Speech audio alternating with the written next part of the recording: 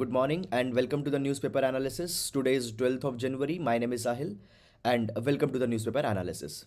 Okay, guys, from past one day I was not feeling well, so I was not able to upload the video yesterday. Apologies for that thing.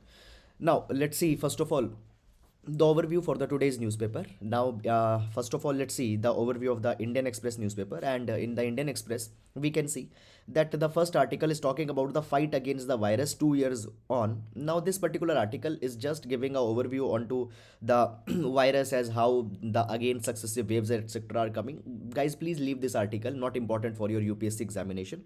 Then the Omicron has higher asymptomatic carriage. Fine, we all know this particular thing, that now the second wave is coming, okay, and the version is asymptomatic or mild. Fine, again, not very much important into this particular direction has been there. Then basically it is talking that how the scientists are using the grime eating bacteria to restore the classical art. Fine, so basically into this particular direction the things have been carried here. However, guys, with respect to the UPSC, the types of question that are being asked, fine, directly the substance in the article is missing. However, today in the Hindu newspaper there are some very good articles that have come. Now, first of all, the first page, it is majorly containing the political news etc that has been there. Find the increasing number of restrictions that have been there, such kind of things are being talked about. Fine. Then further moving on into this particular direction, so as we reach to the city section also, the rising number of COVID-19 cases etc are just being talked about. Fine. Then guys, after that, as we move on, there is one particular basically article that is talking about the dam safety act. Okay, so there are some federal issues that have come into the dam safety act. We will see this entire article. Then in the editorial page, the first article is talking about the GST compensation cess, so entire controversy of the GST compensation cess we'll understand. Then treating the planet well can aid progress, so it is talking about the planetary pressure adjusted HDI. So we'll see that what has been provided here. Then straws in the wind, so this article is talking that how many of the legislators, they are defecting from the BJP and going into the different political parties. So as the elections are going on, such kind of defections are happening. Fine. And now see, you don't need to see that okay, which leader left the political party and went to which political party. Is it clear? Then the young knights. Now this particular article is talking about the chess tournament. Then after that, hate speech in the time of the free speech. Fine. Now guys, this particular article is just it is talking about that how the hate speech, fine, into the name of the free speech has increased, though on the basically dissent there are the several curbs that have been used. But when the political leaders, into the name of sometimes the Hindutva ideology, into the name of their vested interest, when they are promoting that hate speech, then nothing has happened into this particular direction. Making a case for the side hustling. Fine, this article is talking as that when the employees are working in some another kind of gigs along with the jobs, such things should not be seen in a bad light. Then a rot in the Malayalam film industry. Fine, not important.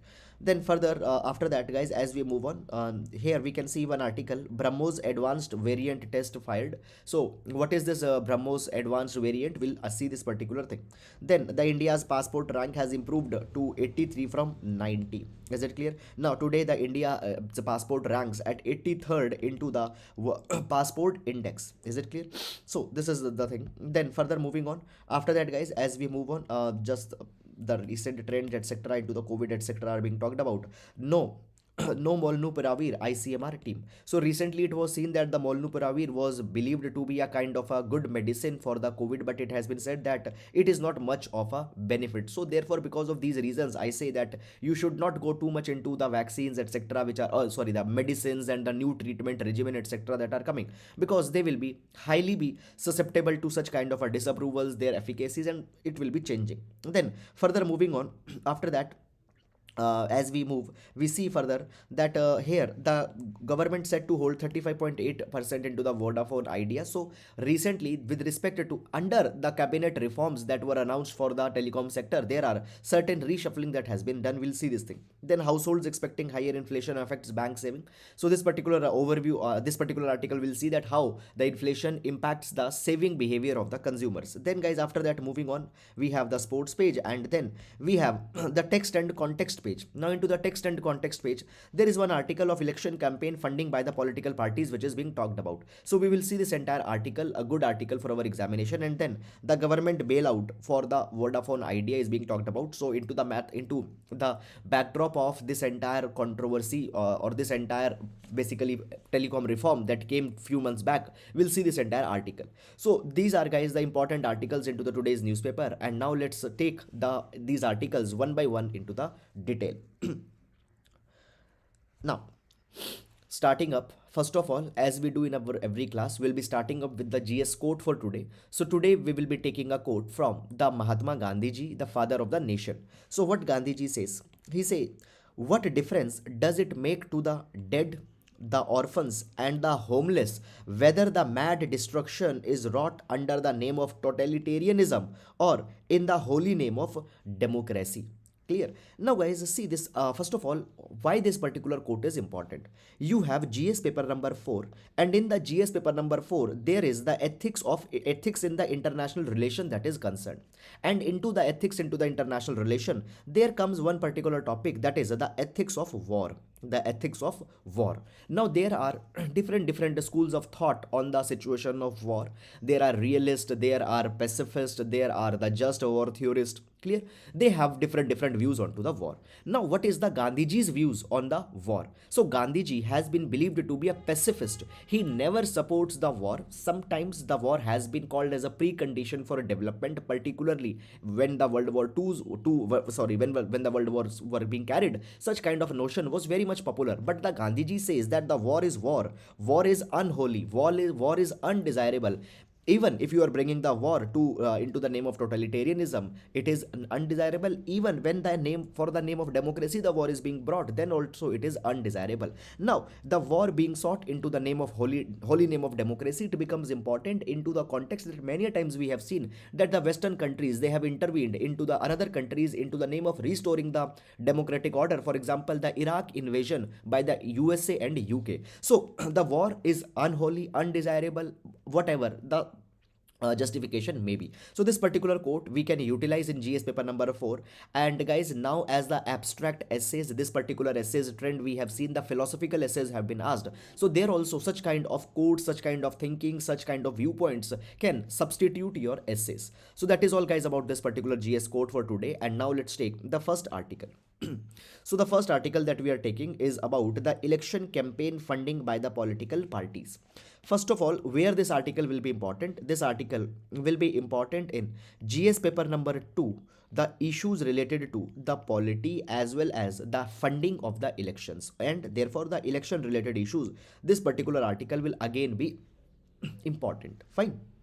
Now, first of all, before going into this particular article, I would like to tell you some of the background. Now, guys, see this particular thing. When we talk about the elections are called as the bedrock of a democracy. And not just election needs to be there. Free, fair and transparent. FFT. Three things needed to be there into an election. Free, fair and transparent elections need to be there.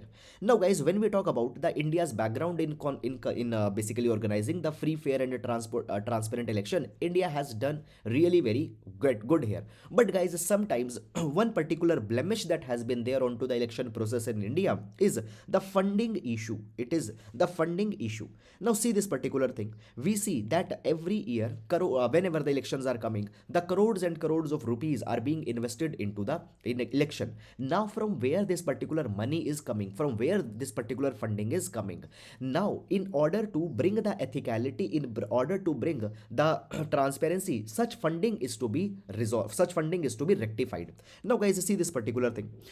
See, the voters, they are voting for the candidates or the political parties or political leaders, and they always expect that the benefits will be delivered to them, the good governance will be delivered to them.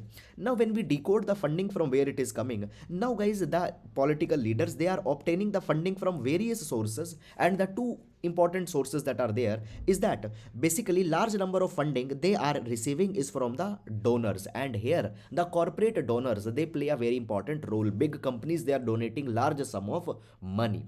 Secondly, many times the candidate are themselves also funding their own elections, the rich candidate that are there.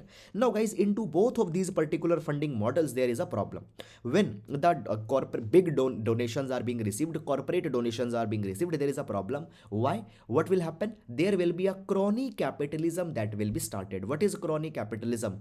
Government is working just to give benefit to certain corporates. The schemes are being created in such a way, the infrastructural projects are improved in such a way that a benefit to certain corporates will go. So the crony capitalism will be there if the money is being received by the corporates. If the money is being received as a big donation by, let's say, some other private individuals, industrialists also, then also guys the government will try to pay back. Is it clear? So obviously what has happened, the government's allegiance has shifted. It is not towards the voters, rather the allegiance is now towards the people who are donating. Second, when the person is self-financing his election, then also it is a problem. Why? Because guys, when the self-financing is done, then the focus is on to recovering the money that has been spent and not working for the government, for the people. So in both of the problems there are the issues. And guys, one particular report I want to quote here, you can directly use it in your examination. What is the report? There is a budget report of 2019 and 20, and according to this budget report of 2019 and 20, government government basically had given a large number of incentives to the companies into the form of their taxes has been reduced, reductions have been given, and many such kind of indirect incentives have been given. And these incentives they have costed around 2.24 lakh crore rupees. Is it clear? 2.24 lakh crore rupees. Guys, into the comparison, if I tell you the MG Narega funding into the year of pandemic, where MG Narega was a lifeline, it was just 70,000 crore rupees. Compared to this 2.24 lakh crore rupees are being foregone into the name of indirect incentives. What is this? This we can see that it is a kind of a hint that how the crony capitalism might be working behind the curtains. Now, therefore, the transparency is needed into the funding process. But guys, rather than bringing the transparency, much more opaqueness has come. How the opaqueness has come? Two important things are there. For number one is the introduction of the electoral bonds. Now guys, when the electoral bonds were introduced, government says that we are now bringing a clean funding for the elections. But understand the electoral bonds.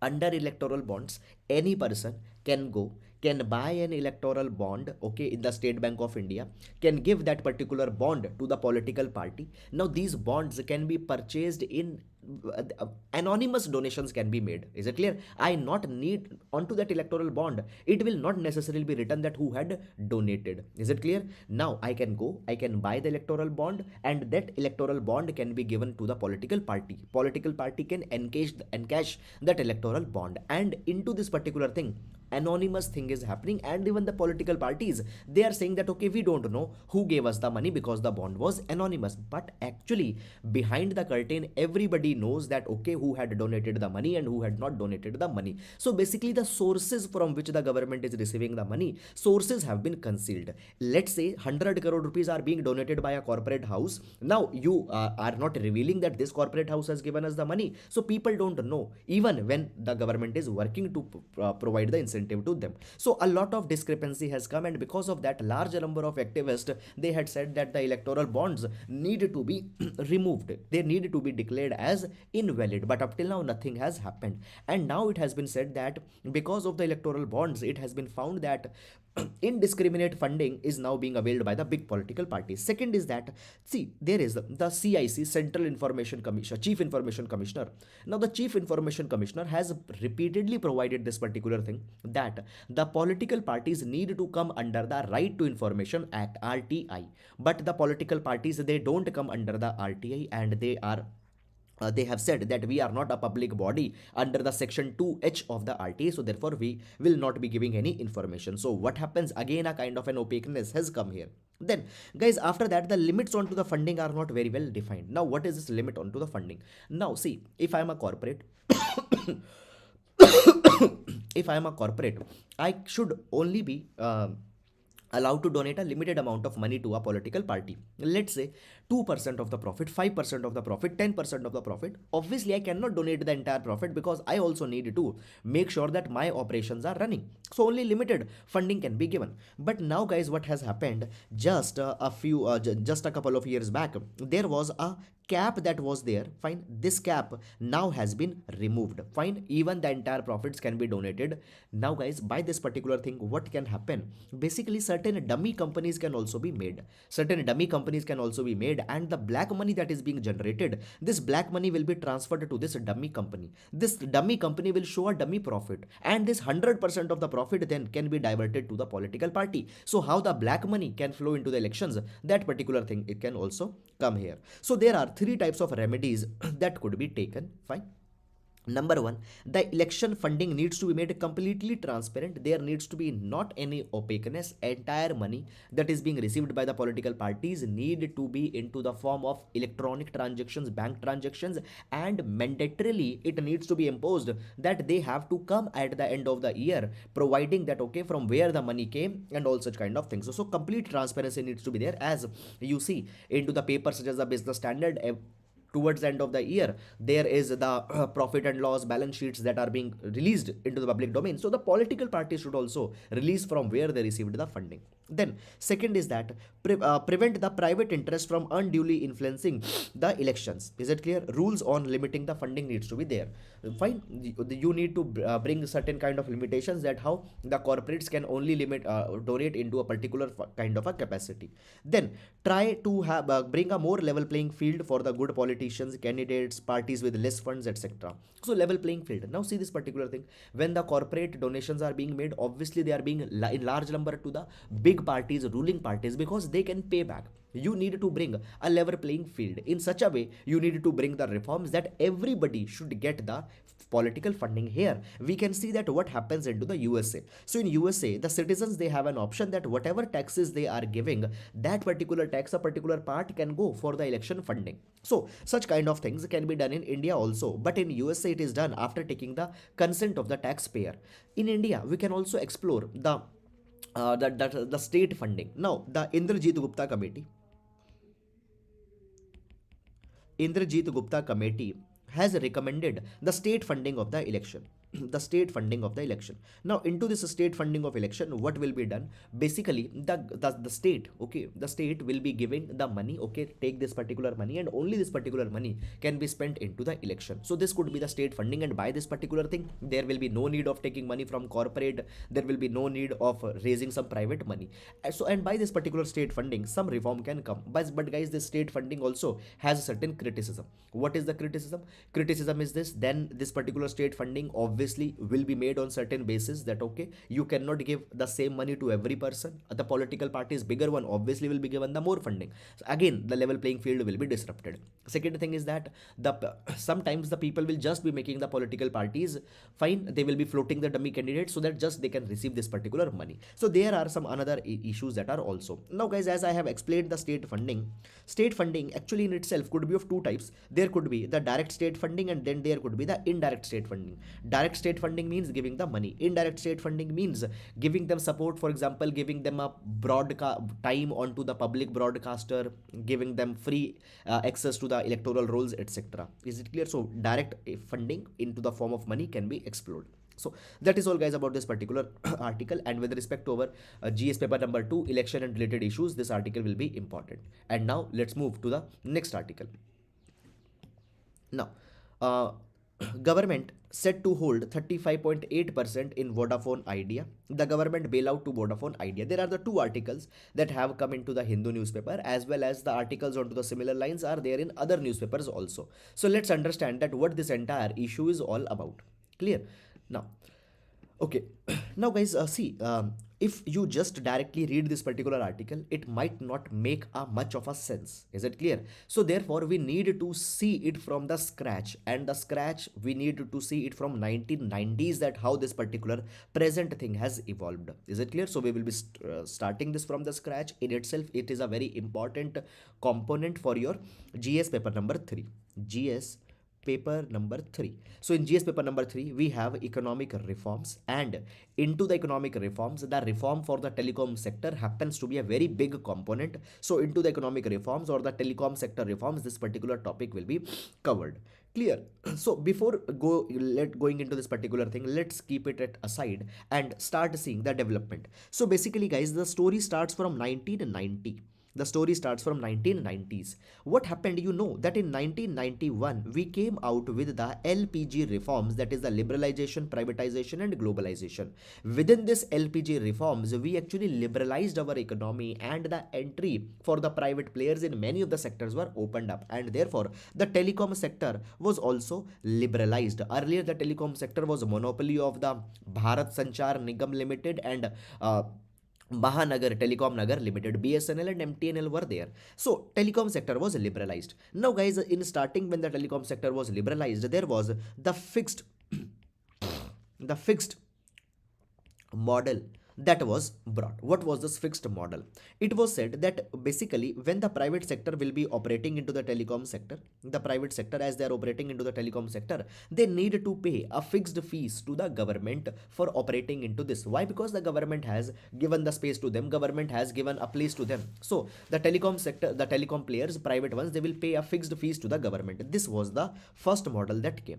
However, guys, you know that in the 1994, 95, 96, the telecom market was not that much big. Is it clear? It was not that very much big. It was not very much remunerative. So the players, they say that okay, we have a problem in paying this particular fixed fees because our subscriber base is not there. So therefore, what happened in 1999, a reform came, and in 1999, what happened? The Department of yes, in 1999, what happened? The government came and the government said this particular thing, that basically we are changing this fixed model. We are coming on to the revenue sharing model. The revenue sharing model. And in this revenue sharing model, government said this particular thing, that fine. Now, into this particular revenue sharing model, government said that there will be the aggregate gross revenues that will be there. There will be the aggregate gross revenues that will be there. Clear? Now, the aggregate gross revenues we will take from you. It was said that okay, for example, let's say that 100 rupees revenue you are making, give a particular part of this particular total revenue. Let's say give us 2%, 3%. So if your revenue is less, we will receive less. If it is more, we will receive more. So this fixed model we are moving from, and at this point of time the telecom sector was very much happy. They came and they adopted very happily this revenue sharing model. Now guys, as this particular model got implemented in 2003, the Department of Telecommunication, the Department of Telecommunication, it sent the message to the telecom companies, and they said that now you need to pay your AGR. Okay, fine. The AGR, which in 1999 was divided, now you need to pay. Okay, telecom company said that okay, we will pay. Tell how much has to be paid. Now basically the AGR calculation that was done by the DOT, Department of Telecommunication, it was into such a kind of a manner that the telcos, they felt that something wrong has happened. Why? See, the DOT said that while calculating this AGR charges, we will include the two types of your revenue. We will include your telecom revenue, okay, and as well as will include your non-telecom revenue. Now, what is the telecom revenue and what is the non-telecom revenue? Telecom revenue is the money that you are earning by selling your telecom activities. For example, you do a recharge for your mobile phone. Okay, you actually you are using a recharge and you are paying to the mobile company. So this is a telecom revenue that is coming. However, apart from this, there is a non-telecom revenue also. For example, let's say that the Airtel had bought some land. Onto that particular land, they did some construction, and onto that land, onto this particular building, this building has been given on a rent. Some rent is coming to the Airtel. Now this particular money is not a telecom revenue, it is a non-telecom revenue. In way, the Airtel had done investment in many of the companies. From there the dividend is coming. Clear? Sometimes the profits are coming, sometimes the interest are coming. So large other kind of activities a corporate also does. So this is a non-telecom revenue. Now the DOT said that we need in this AGR we will include both the telecom revenue as well as the non-telecom revenue. Now the telecom companies, they were unhappy by this particular thing. They said that how it makes a sense, you just take the telecom revenue and not the non-telecom revenue, we will not give it. So there was a kind of a confrontation that began in 2003. 2003. Then guys, what happened? They basically these telecom companies, they reached to the TDSAT, that is the Telecom Dispute Settlement Appellate Tribunal. TDSAT, Telecom Dispute Settlement and Appellate Tribunal. Okay, so TDSAT. Fine. So Telecom Dispute Settlement Appellate Tribunal, they reached. Now the TDSAT said this particular thing, that the telcos, they said that there is a telcos, they are right, and the telcos will pay only the telecom revenues. They will pay only the telecom revenues. The non-telecom revenue will not be paid. So the TDSAT, it ruled into the favor of the telecom companies. Fine. However, guys, then what happened? The center, it approached to the Supreme Court, and center said that the TDSAT ruling is wrong. We will collect both the telecom as well as non-telecom revenue. Now the Supreme Court finally in 2019, ruled in the favor of the center government and said that the AGR, it includes both the telecom as well as the non-telecom revenue. Okay, and for so many of the years since 2003, this particular controversy is going on. You need to, number one, pay these AGR charges, including both, and the interest which has accumulated over these years, that interest has also to be paid. So there, this particular entire controversy came. Fine. So this is now the AGR charges have to be paid. Now guys, see this particular thing. Today, if we see in our telecom sectors, there are just the three players that are there in private sector. There is the Jio, then there is Airtel, and then there is the Vodafone Idea that is there. Now guys, if we see, basically the Jio got the most benefit here. Why? Because the Jio had just started their operation, and onto their AGR there is no much of penalty. But these Airtel and Vodafone Idea, they have a very big penalty. A lot of money is to be given for this particular AGR because they are operating for so many of the years. Now guys, particularly the Vodafone Idea, their condition is very much bad. They are very much cash strapped. Is it clear or not? Now this AGR money has to be given. So basically into this particular direction, guys, in 2021, what happened? 2021, the basically cabinet, it approved a telecom sector reform. Into this telecom sector reform, the cabinet provided this particular thing. See what it provided. See very carefully. I told you that the AGR money was to be given. AGR money was to be given. Now the telecom sector, the government provided this particular thing. If you want, we can give you a 4-year moratorium. Clear? You can just take a 4-year gap, 4-year break, and after the 4 year you can pay us. But during this particular 4 year, when you are taking the moratorium, the new interest payment that will be there, those interest payment has to be paid, and the interest payment accumulated into the past, they have also been paid. If you want, you can take the 4-year moratorium. Secondly, it was also provided that if you want, if you cannot give us into the form of money or cash, you can just also issue the equity shares to us in your company. Clear? You just give your company's share. This particular thing happened. Then the second thing that came is the rationalization of AGR. Now the cabinet had said that okay, from now onwards into the AGR, we will include just the telecom revenue, and the non-telecom revenue will not be included. So this is one more good thing that happened here. But जो पहले का पैसा आपको देना है, the earlier AGR, it will be calculated on the old basis, that is both the telecom and non-telecom. But the new one, it will just be included on telecom. So पहले वाला पैसा तो आपको देना पड़ेगा. You have to give that particular thing. Then 100% FDI through automatic route was allowed. Clear? In the telecom sector, if any global player want to come, 100% FDI is allowed. Rationalization of spectrum ecosystem. Is it clear? So basically, spectrum allocations, a fixed calendar will be decided for the allocation of spectrum. Fine. Charges on spectrum. Okay. Basically additional 0.5 there was 0.5% SUG charges that were there. They have been removed. Now you don't need to go too much into such kind of technicalities. Not important for your exam. So now guys, where we have reached? Now we have reached to this particular present matter. After understanding this entire background, now this particular present issue will make some of a sense. Okay. One more thing I want to tell you here, guys. That see this particular entire background that I have just explained you here, though in that Hindu article it is not provided, but additionally I had provided you here this entire story from 1990s to 2019. Please download the PDF from our Telegram channel and see this particular summary. Okay, you can download the PDF from Telegram. Okay, the link for Telegram is in description, by the way. Now guys, what has happened? I told you that the AGR is to be paid, and into this particular AGR, the company, if it is not able to pay money right now, they can take a moratorium for the 4 years, and If they want, if they cannot pay into the form of cash, what they can do, they can give the equity.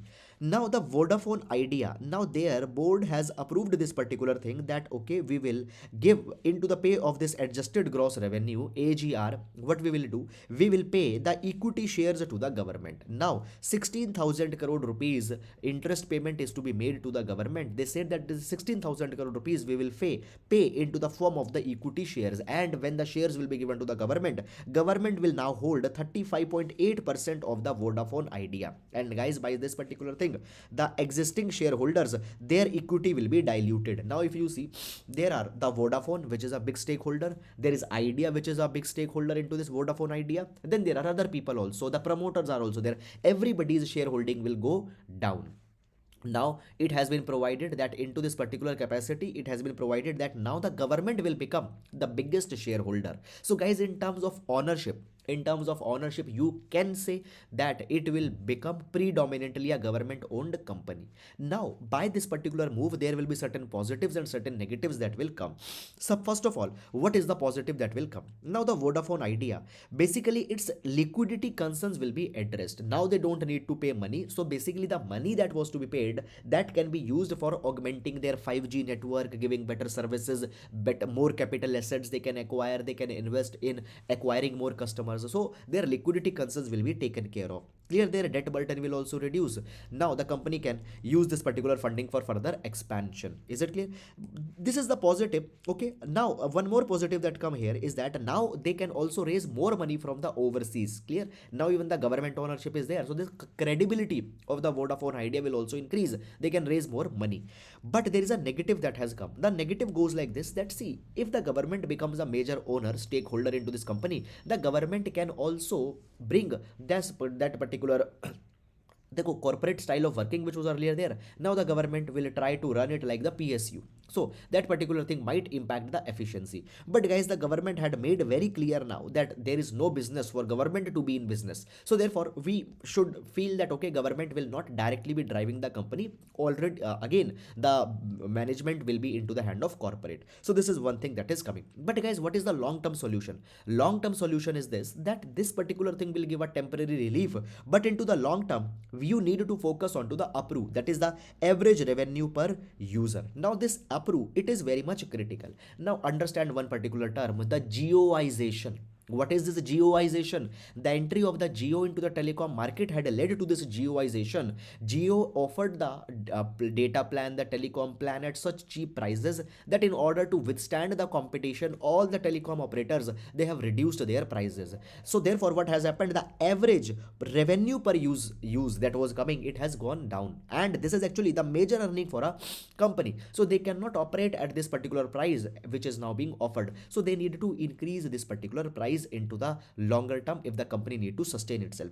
So this is guys the entire way in which this particular thing has unfolded, and in itself the telecom sector controversy, telecom sector reforms is a very very very important topic for your GS paper number 3. And guys, beyond this you don't need to go. This particular thing culminates all the things that have come into the past. So that is all about it, and now we'll move to the next article.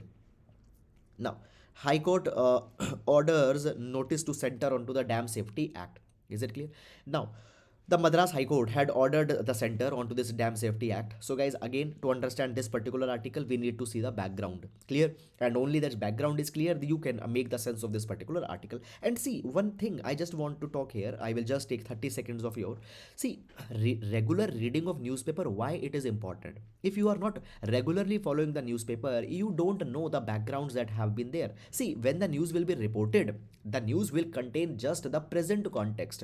It assumes that okay, you are following it regularly and you know what has happened into the past.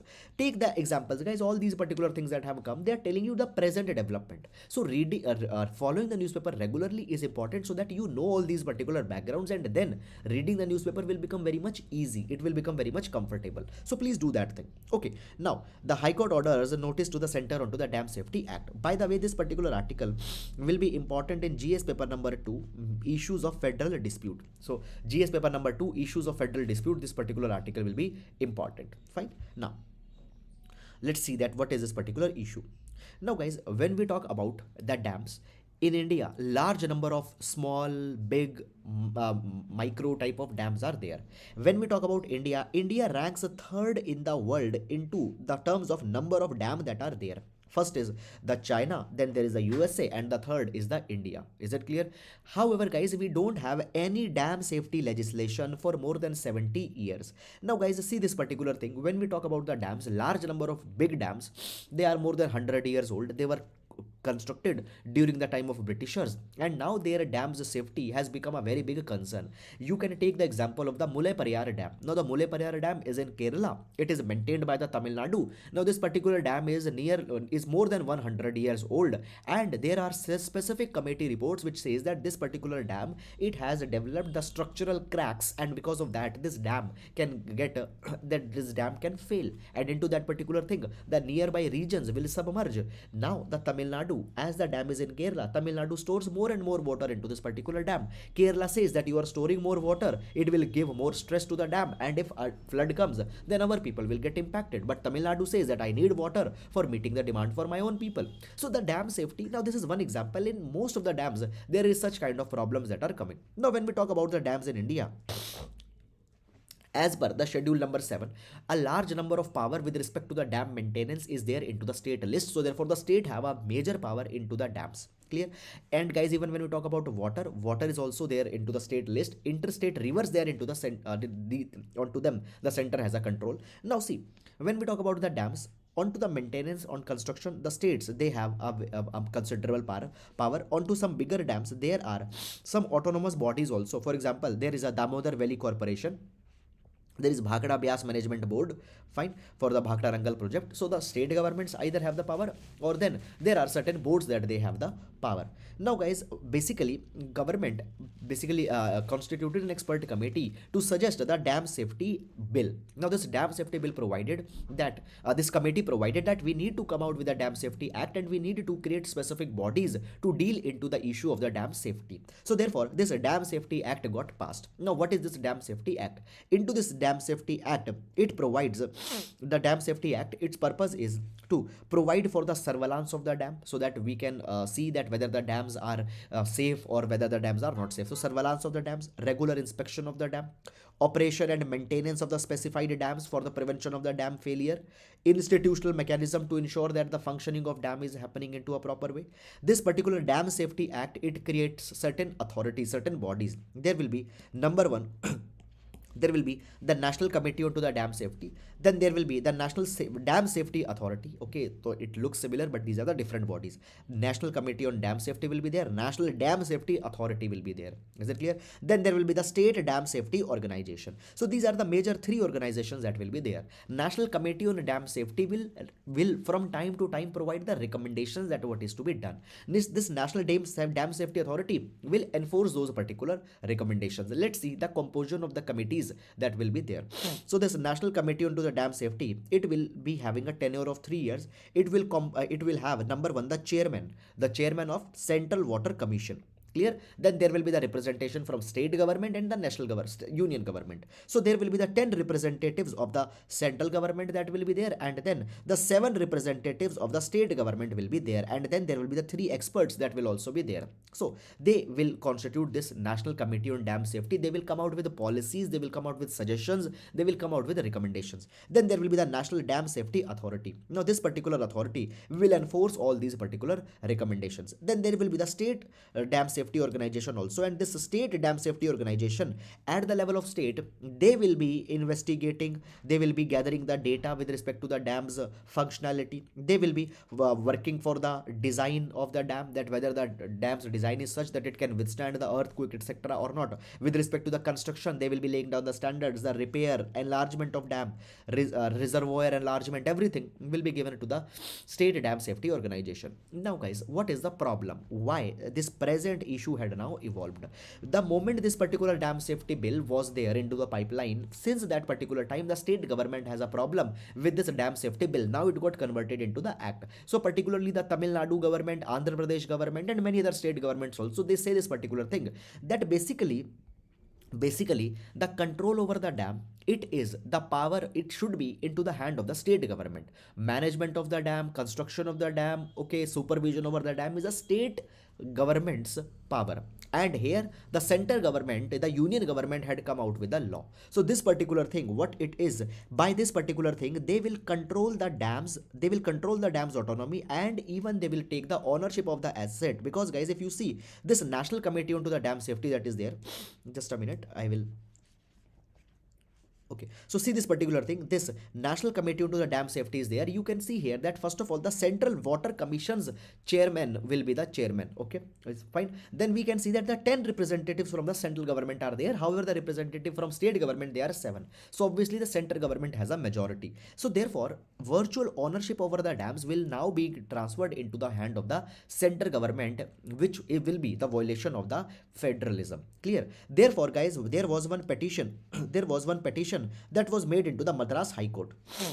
There was a petition that was made into the Madras High Court. Now, guys, the Madras High Court, into the Madras High Court, they challenged the constitutional validity. They said that it has breached the federal principles. It has breached the federal principles. Now the Madras High Court had sent the notice to the center onto the Dam Safety Act that you should come and you should explain that what is your viewpoint onto this particular thing. So into this particular manner, this particular issue is evolving. Now when we talk about the federal disputes, guys, from so many years, different federal disputes have erupted. Sometimes the interstate rivers are there, then guys, boundary issues are there, and now into the Dam Safety Act, a new federal irritant has emerged. Now use these. So see this particular thing, directly a question could be asked here, and indirectly you can use this particular thing also. So please understand this particular thing very carefully. And now we'll move to the next article. Now, making a case for side hustling. Now, guys, you don't need to go too much into this particular details of this particular article, but with respect to the work culture, GS paper number 4, this particular article, briefly we can see work culture, GS paper number 4. Now, guys, see this particular thing. It has been said that now there is a trend among the employees to hold the multiple jobs, fine, into the form of a moonlighting. Now, what is this moonlighting? Basically, the employees, they are doing a full-time job. Let's say that the job timing is 9 to 5. So 9 to 5, they will do their job. But before the 9 or after the 5 or when the holidays are there, they are taking up many of the entrepreneurial activities. They are taking up the freelancing activities or these entrepreneurial ventures. Clear? Now, this particular thing, it has been seen into the different ways. Now, organizations typically assume that these activities outside the work might deplete the individual resources and his performance at the work might get impacted, and therefore the organizations are not liking this thing. But the article says that having the multiple jobs actually is good. It is beneficial to the organization as well. It has been said that there could be the potential positive spillovers that could be there. So when an employee is working in some another kind of venture, he is learning large number of skills, and these skills can be transferred to the job, and by that particular thing a person can perform better into the job. Fine, the employee will be happy, he will be more contented, because if he is not bound, he is more happy, he is more contented, and then he can be more productive at the work. Is it clear? And second, it has been said that every employee's aspirations are different. Okay, every employee's motivations are different. The people are not just working because of some pecuniary benefit or monetary benefit is there, but many times the people are working because this particular extra activity give them a kind of a motivation. It induces a creativity in them. Many times the office job becomes very much monotonous, a boredom comes. So actually, in order to bring a kind of an excitement into the life, they do that particular thing. So the corporates, they need to change their attitude. Is it clear? Basically, they need not to bound the employees under the archaic contracts, rules, etc. They need to give them opportunities. Many times the corporate might not be able to satisfy all the type of needs and the appetites of an employee, so they will be should be given such kind of a creativity. So basically now, guys, when we talk about the work culture, into the work culture, this particular thing becomes important. So the flexible work contracts are being advocated. Is it clear? Why? Because they will have all the positive spillover effects that we just discussed here. So guys, in your work culture related articles, you can questions, you can use this particular thing. So that is all about it. And now moving to the next article. Okay, now treating the planet can aid the progress. Now this particular article has been taken from the Hindu newspaper, and it will be important for our GS paper number 3. Now see this particular thing, before going, let's take some of the background, guys. there is a human development report that is announced. Who did announce this particular human development report? It is announced by the United Nations Development Program, UNDP. Now this first human development report, it was launched in 1990 onto the initiative of two of the well renowned economists. One was the Pakistani economist Mehboob ul Haq, and one was the Amartya Sen, the Nobel Prize winner, Indian welfare economist. They said that the human development report basically needs to be announced, which will be released on specific themes and with respect to the life expectancy, with respect to their general well-being, their general development. This particular report will rank the countries on certain parameters. The countries will be given a ranking and the country will always also be given a score. That was the human development report that came. Now guys, the 2020 human development report was very interesting. This 2020 human development report, the report was titled as the next frontier, human development and anthropocene. Okay, by the way, this anthropocene word, it is a very interesting word. If you don't know anthropocene, basically it has been said that now the humans, okay, they have led to a large number of impact onto the earth, and this impact is irreversible. So the phase in which the humans are making impact onto the earth, this particular phase needs to be given a kind of a specific nomenclature. Now we have given it a specific name, that is the anthropocene. Now by the way, this anthropocene is not a very positive kind of a thing.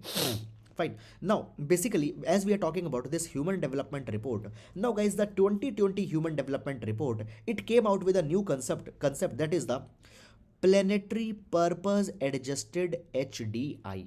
Okay, again I'll repeat, it was the planetary pressure adjusted HDI, PHDI. Now see, there are certain broad themes. Is it clear? There are certain broad themes, broad parameters on which we judge the country's development, and we give the rank to the country, rank 1, rank 2, rank 3, rank 4. Clear? And in human development report, every country is given such kind of a rank, and not only the rank, rather they will also be given the score. Is it clear or not? Now it has been said that okay, apart from this normal human development index ranking, we need to come out with this PHDI also. It means, for example, there is rank 1. Okay, this rank 1, let's have been given a score X. Now if we see the emission that this country is doing, the pollution that this country is doing, the ecological footprint that this country is having, the pressure this country is imposing onto the planet by the way of their emissions, so this particular negative cost is also to be taken into the account. So basically by this thing, it has been said that okay, the countries which are polluting more, onto them we will deduct their scores, and the countries who are doing good, we will give them some kind of an advantage. So the apart from this HDI, this PHDI also came, and into this PHDI, the countries ranking got changed. The countries who were performing good, but the countries when onto them that their ecological cost was added, their performance came down. Fine. Here guys, we can see that the planetary pressure adjusted HDI, now world average HDI in 2019, it came down from 0.737 to 0.683. Score reduced from here to here. Is it clear? Large number of countries, their ranking has been reduced. The Switzerland is the only country into the group of high human development countries whose ranking has not been changed. Is it clear?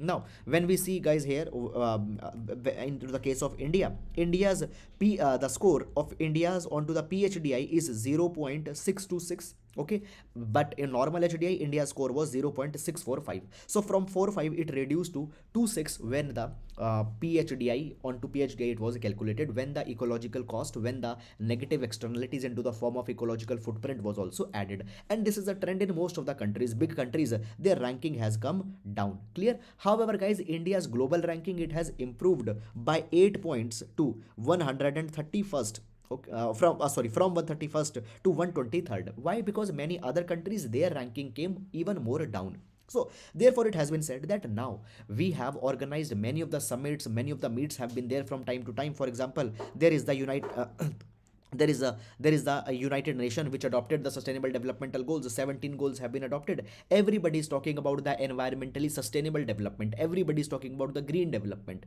Clear? Into this particular backdrop, we need now to give more space to the planetary adjusted HDI. Is it clear? Now the countries need to be more serious on including the negative cost of the pollution, negative cost of the emission. Now into this particular thing, guys, the IPCC 6th assessment report has also recently been released.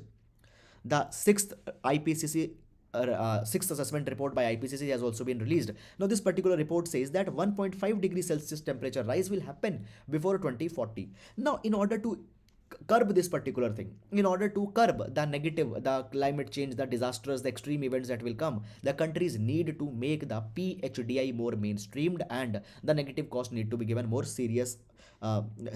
Now, when we have in India, the Niti Aayog came out with the SDG index. Niti Aayog comes out with the SDG index. Into this SDG index, the Niti Aayog ranks the different states and union territories in terms of the work they have done to achieve the 16 of the SDGs. Okay, so out of 17, 16 SDGs it measures. So it gives the out of the 100 point, the points are given to the different states. Now, guys, when the point of the India as a whole is seen, India scored 60 points for the no poverty, 47 for zero hunger. Clear? Then there was the state variations also. You don't need to see the every state's ranking here. So therefore, now it has been said that the way ahead has come, that we need to come out for the environmental safeguards. Our development needs to be such that it is taking in account the biosphere, it is taking in account the environment. Now we need to implement our planning in such a way that there are the institutional mechanisms which are automatically taking in account the harm that is happening to the environment. So our development needs to be sustainable, our development needs to be more responsible now. So this is the thing that has been provided here. Is it clear? Now, guys, if little bit I tell you about the SDG India index, it is released by the Niti Aayog, and Niti Aayog measures the performance of the different state onto the 16 of the SDGs. Now the score ranges between from 0 to 100. Is it clear? Now the states and union territories, they are given a ranking. If their score is 0 to 49, they are called as aspirant. If their score is 50 to 64, they are called as performer. If their score is 65 to 99, they are called as front runner, and if their score is 100, they will be called as achiever. Is it clear? So this is the thing. Now, guys, here you can see that even if so less score is there, you are being referred to as aspirant. Okay, anyhow, now this is thing. And guys, this you can also write as an example of the competitive federalism. Clear? Now moving on. Now this particular article, it talks about the argument for the extension of the GST compensation. Clear? Now this article will be therefore important for our GS paper number 3. GS paper number 3, the taxation reforms. Now coming to this particular article, but before this article, we will see some of the background. See, there was the 101 Constitutional Amendment Act which got passed in 2016, and by this 101 Constitutional Amendment Act, the GST, Goods and Services Tax, came. This GST subsumed many of the indirect taxes. Fine, for example, the excise duty, the value added tax, the service tax, luxury tax, all that got subsumed under the GST. The state governments sacrificed their powers onto the taxation into the hand of the union government. Is it clear? Many of the powers of the state government went into the hand of the union government, and the GST came here. Now, guys, see this particular thing. As we talk about the GST, what was the basic system here? It was provided that by coming of this GST, the state government will obviously lose their taxation powers. Now, the union government came out with this particular proposal that the union government convinced the states that actually more money will come by the GST. Union government said to the state that, okay, we will calculate your revenue into the year of 2015 and 16. So 2015 and 16 was made as a base year. Union government said that, okay, we will see the state governments, whatever revenue they are receiving. Let's say that there is a state of Haryana. State of Haryana into this particular base year, let's say, received the revenue of 100 rupees. Now, the union government said that, okay, we will guarantee that you will receive this 100 rupees for the next 5 years, and not only this 100 rupees will be received, 14% additional increment will also be given to you every year. Is it clear? And for 5 years this particular thing will be there, and after the 5 years we will develop the GST to such an extent that it will not be needed. So this was an arrangement that was made. So 2015 and 16 was the base year on which the GST proceeds for the state government will be calculated, and 14% increment every year will be there. Now, guys, this particular arrangement was to continue till 2022. Okay, everything happened. Now the state governments, they asked the union government that, okay, you tell from where you will bring the money. If there is a kind of a loss, how you will give us the money? Then the union government said that, okay, we have an idea. What was this particular idea? They came with the idea of the compensation cess. One GST Compensation Act of 2017 was passed. Now, what is this compensation cess? It was said that apart from the GST that we are levying, we will also levy a GST compensation cess. Now, what is this GST compensation cess? An additional cess will be imposed on certain goods such as the tobacco, automobiles, coal, solid fuel manufactured from the lignite, pan masalas, aerated waters, cold drinks, etc. There will be some additional GST compensation cess will be imposed from this particular money. From this particular additional cess, whatever the money will be coming, this particular money will be used if in case there is a shortfall. This money will be used if in case there is a shortfall. Now guys, the things started, and if we see actually in 2017-18 fine, if we see in 2017 18 19, actually the thing was going good, fine. There was modest shortfall, and whatever the shortfall was there, it was being managed by the GST compensation cess that was there. However, the problem started to came in 2020 2021. Why? Because this was the year when the lockdown was there, and because of that actually the GST proceeds, they came very much less, and now compensating the state government, number one, that base year compensation, and number two, the 14% increment, it was not possible. In total, there was a shortfall of 3 lakh crore rupees. Out of this 3 lakh crore rupees, there was 65,000 crore rupees into the GST compensation cess which were given. Still, there was a shortfall of 2.35 lakh crore rupees after giving this 65,000 crore rupees. Now government decided that okay, we will pay 1.1 lakh crore rupees more, and for that we will do some borrowing from the through the Reserve Bank of India. Is it clear? That thing happened. Now guys, the state governments, they are now more frightened. Why? Because I told you that this particular arrangement of giving them their guaranteed share and 14% increment, it was to go till 2022. Now just in 6 months this particular date will expire. So there was a kind of a question that is coming, that okay, how after the 2022 the state will be compensated, because now we see that the lockdown is again and again coming, again and again economic activities are being restricted. Now what has happened, this Omicron variant had come, and because of this Omicron variant, now again the fresh round of restrictions have been imposed. So the state governments, they face an uncertain future, and the state government said that after 2022 increase this particular GST compensation cess for 5 more years. Is it clear? But up till now the central government had not given any kind of a approval here, so therefore a kind of an uncertainty is there. Now guys, it has been said that there is a need to increase this compensation for more years. Why? There is explanations for that particular thing. First, when we talk about the GST reform, it is still into the transition. Up till now, the technology platforms, they had not been perfected. Filing the GST, it is still a kind of a problem. And because of this particular thing, a large misuse of the tax credit, tax inputs is still going on. So therefore, still we need to consider this transitory process and need to give some advantage to the state government. Second thing that has been provided, that this GST is the only major source of revenue for the states now. Clear? See, the Finance Commission provide certain money that is to be given to the state government, but the 15th Finance Commission already submitted its report. Is it clear? It has already submitted its report. Now the next Finance Commission will be constituted in after 5 years, and in 26-27 it will submit its report. So for the next 5 years there is no Finance Commission, and this GST is the major source. And if here you leave the state government on their own, they might not be able to collect a lot of revenue, and therefore the developmental activities, now they need to use more money for the health and all such kind of things. So that particular thing will impact it. Now there are other reforms also which are to be carried. It has been said, see, large number of items are not there into the GST. Petroleum products, real estate transactions, alcohol for human consumptions, fine, electricity, they are not into the GST. Bring these items also into the GST so that the state's government get more power. The present structure is very much complicated. 4 types of rate are there: 5%, 12%, 18%, 28%. Then additional cess onto the sin goods is there. So basically these multiple rates, it increases the compliance rate. It complexes our tax system, and many a time basically the people are avoiding the GST. So therefore you need to reform the GST so that more and more people adopt it. Moreover, it has been said that okay, this 14% growth, increment growth that was promised, we accept that okay, this 14% increment might not be possible. Even the Finance Commission had said that it might not be possible. So rather than this 14% growth, give less, let's say 6%, 7%, 5%, but at least guarantee for next 5 more years. This is the thing that had come into this particular article. So that is all guys. I hope that you have understood it, and now we'll move to the next article. Now, the Brahmos advanced variant test fired. Now this particular article will be important for our GS paper number 3. Is it clear? GS paper number 3. Now see this particular article, what it is talking about. This particular article is talking about the Brahmos, and therefore the indigenization of defense, it will be important.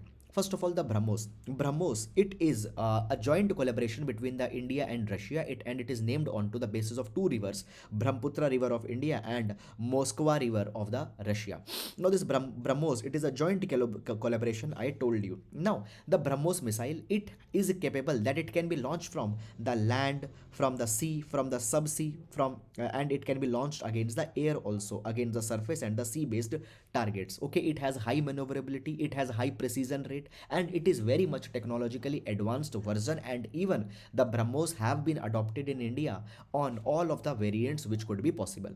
Now guys, when we talk about the Brahmos missile, the Brahmos missile, fine, basically it's now the extended version has been launched. First of all, let's see what has happened. An extended range version from sea to sea has been launched, clear, onto the recently commissioned missile destroyer, that is INS Vishakhapatnam. Our extended version in terms of the range has been launched. Now in order to appreciate this particular point, some of a background you need to understand. Now what is this background? See guys, there is one particular organization, that is the missile technologies control regime, MTCR, missile technologies control regime. Now the India was not the member of this MTCR, so therefore the MTCR imposed that the missiles that the country is being developing, their range is needed to be capped at 290 kilometers at due to this MTCR regime. Now guys, India got an entry into this MTCR in June 2016, and now the India can extend the range from this 290 kilometers to 450 kilometers, and then from 450 kilometers it can extend to the 600 kilometers at the later stage. Is it clear? Now because this expansion now India is getting, India is testing the new and newer versions of the Brahmos with this extended range capability. So this is guys the background, and because of this particular new waiver that India got, India is now developing the new versions of the Brahmos. So this is this thing. However guys, apart from this, you need not to go anywhere else apart beyond this particular thing which we have discussed here. Clear? That is all. Now we'll move to the next article. Now, households expecting higher inflation affects bank saving. Now see this particular thing, how the inflation will affect the bank saving. Now guys, basically suppose I have 1 lakh rupees. I have 1 lakh rupees. This 1 lakh rupees is my saving. Now I can save this particular 1 lakh rupees into the term deposit. Term deposit, I can do a fixed deposit FD. Clear? Now when guys, we see this particular thing that onto the fixed deposit very nominal kind of interest rates are given. Let's say that onto the fixed deposit 5% of the interest rate is being given by the bank to me. Is it clear? But guys, if inflation will increase, let's say that the inflation is increasing at 10%. If inflation is increasing at 10%, then the putting money into the fixed deposit will not be very much beneficial. How? See this thing. Suppose I had 1 lakh rupees. Is it clear? And I decide that okay, this 1 lakh rupees I need for taking a UPSC coaching after 1 year. You need to take a UPSC coaching after 1 year by this 1 lakh rupees. So what I did, I put this particular money in a fixed deposit. Okay, I will get a 5% interest. What will happen? I will get 1 lakh and 5,000 rupees after 1 year. By the way, onto this interest there will be a tax, but we are not considering that part now. So you will get 1 lakh 5,000 rupees. But guys, because of the inflation, the things are also getting expensive. Let's say that the inflation rate is 10%, and if this basic 10% rate is applicable onto the coaching, then the coaching next year it will go to 1 lakh 10,000 rupees. So still there is a shortfall of 1 lakh 5,000 rupees. Today coaching was 1 lakh, you saved it, but tomorrow you will get 1 lakh 5,000, but the coaching has increased to 1 lakh 10,000. So what had happened? You had suffered. So therefore, when the inflation increases, the households, they don't put money into the bank accounts, so therefore the savings into the bank account, they get impacted. Then the people, they want to invest into the commodities such as the precious metals, gold, jewelry, is it clear, into the equity market, etc. So because of the increasing inflation, now the household saving into the bank accounts will get impacted. This is the basic thing that has been provided here. Clear? So that is all guys about this particular article. Now guys, with this we come to an end to the today's newspaper analysis. I hope guys that you have understood all these particular articles. Guys, please note it down so that the effort that we are putting here, please guys be very careful so that the effort we are putting up here can be of some use. Clear? So that is all about it, and now we come to an end, and guys, now we'll be meeting tomorrow. Okay, I hope that you all are doing well. Please keep safe. Please take care of yourself. Thank you.